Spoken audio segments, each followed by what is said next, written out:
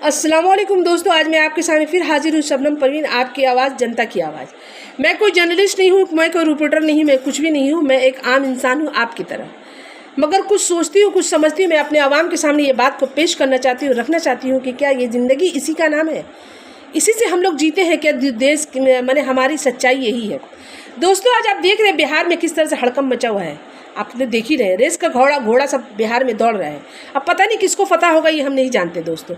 लेकिन जिस तरह से लड़ाइयाँ चल रही, जिस तरह से टिकट का बंटवारा हो रहा है दोस्तों, मुझे ऐसा लगता है कि शायद हमारे जो विधायक जो चुन के आते हैं, कुछ काम नहीं करते हैं, जो ये पैसा का लेन देन हो रहा है, मुझे ऐसा लग रहा है दोस्तों। मैं अपनी बातों आपके सामने रख रही हूँ दोस्तों। अगर ये बात सही या गलत है, हमें कमेंट्स करके जरूर बताइएगा और हमारे चैनल को जरूर सब्सक्राइब कीजिएगा और ये वीडियो को जरूर आगे बढ़ाइएगा। तो दोस्तों, मैं कहना चाहती हूँ, शायद मुझे ऐसा फील हो रहा है दोस्तों, आपको भी क्या फील होता है क्या, कि शायद हमारे जो विधायक जो बन के आते हैं, वो लोग इतना सारा रुपया खर्चा करते हैं टिकट लेने के लिए। इसलिए जब वो विधायक बन जाते हैं, जब कोई एमएलए एमपी जब बन जाते हैं, तो उनका एक ही टारगेट रहता है कि भाई मैं इतना रुपया देकर टिकट खरीदा हूँ और इलेक्शन में खड़ा हुए, जो रुपया हमने दिया है, जब हमें जो पोस्ट मिला, अब जो फंड आएगा, उस फंड से मुझे उसकी वसूली करना है। जनता का सेवा भाड़ में जाए, पहले मेरी वसूली। इसीलिए शायद जनता की सेवा नहीं होती, रास्ता नहीं बनता, हॉस्पिटल नहीं बनता, स्वास्थ्य नहीं बनता, नौकरी नहीं मिलता है और शिक्षा नहीं होता। क्या दोस्तों ये सही बात है? मैं आपसे पूछना चाहती हूँ दोस्तों, आप हमारी बातों की जवाब देंगे, हमारी बातों के कमेंट में ज़रूर आप लिखेंगे कि मैं जो बिहार में जो हाल देख रही हूँ अभी, AIM का मेरा अब्दुल सालिम साहब का मैं रोते हुए वीडियो देखी हूँ कि उन्होंने 2018 से AIM को अपना समर्थन दिया और मेहनत करके बहुत से अररिया ज़िला में उन्होंने घर घर AIM को पहुँचाया। 2020 में भी उनको टिकट नहीं दिया गया और 2025 में भी उनको साइड कर दिया गया। मैं उनकी एक लाइव वीडियो देख रही थी, देख के मुझे बहुत हैरत लगा कि एक मौलाना को भी इस तरह से ठगा गया और मौलाना साहब भी ठग गए। मौलाना साहब बता रहे कि मैं हर जलसे में जब जाता था तो मैं AIM का बयान जरूर करता था। लोग मुझे टैग दे दिए थे कि असदुद्दीन ओवैसी का मौलाना। आज हमारे साथ इतना बड़ा छल हुआ है कि मैं उस जिला का अध्यक्ष बनने के लिए मैं उस काबिल हूँ। ज़मीनी सतह पे मैंने काम किया, लोग हमें इतना प्यार करते हैं और ज़्यादा से ज़्यादा वोट से मैं जीतता, लेकिन हमें हटा के दूसरों को दे दिया गया। उनका कहना है कि हमसे ज़्यादा को टिकट का पैसा दिया है। फिर उसके बाद मैं एक दूसरे इंसान का सुन रही थी, अब्दुल राशिद खान, शायद मैं ठीक बोल रही हूँ, वो तो बजाफ्ते कैमरा पे रो पड़े। उन्होंने कहा सिवान जिला में हमने इतना काम किया, करने के बाद आज मुझे इस तरह से फेंक दिया गया है।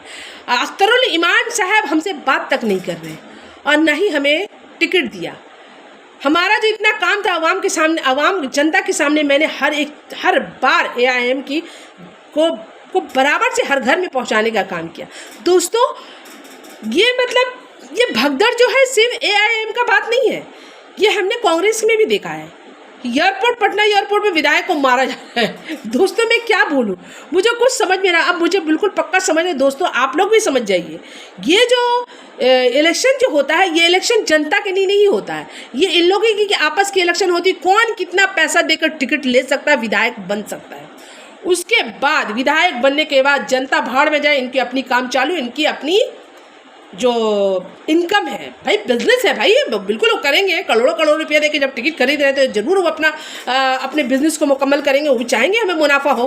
तो इसलिए ये जो विधायक लोग पैसा लेके जो टिकट लेते हैं, उसके बाद जब ये सत्ता में आता है, जब इनका पोजीशन आ जाता है, जब ये मुकम्मल, जब इनको तरह तरह का जब फंड आता है, ये फंड आधा से 5% जनता के लिए, 95% इनका जेब रहता है, क्योंकि उन्होंने इतना पैसा लगाया। दोस्तों, हर चीज़ में पैसे की बौछार। जैसे डॉक्टर जब चेंबर में आता है, वो डिग्री लेता है 50, 60, 70 लाख रुपया लेकर डिग्री लेता है। उसका एक ही मिशन होता है, जो हम जो इतना रुपया लेकर डिग्री लिए, ये डिग्री का पैसा हमको वापस लाना।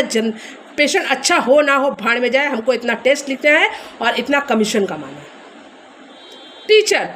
टीचर अब बच्चे जो स्कूल में पढ़ने आएंगे, भैया अब दोस्तों कहाँ पढ़ेंगे? बच्चों को पढ़ने के लिए अब टीचर तो नकली टीचर है, पैसा देकर डिग्री आया है, अब वो जो भी पढ़ा है, टीचर का एक ही मिशन है, अब मुझे नौकरी मिल गया, अब हमको पैसा वसूली करना है, क्योंकि हमने डिग्री पैसा देके खरीदा है। तो दोस्तों, हर चीज़ पैसे से खरीदा जा रहा है, इसलिए अब इंसान सतर्क रहे।